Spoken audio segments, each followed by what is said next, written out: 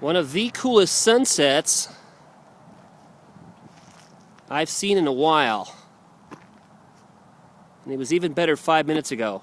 These little wisps were coming out and they were bright orange.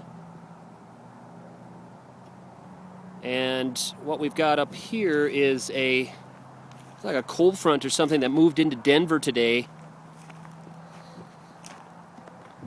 And so we had some snow up here that I just traveled through.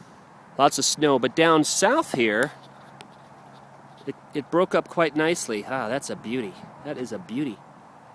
And so over here, it's clear as anything.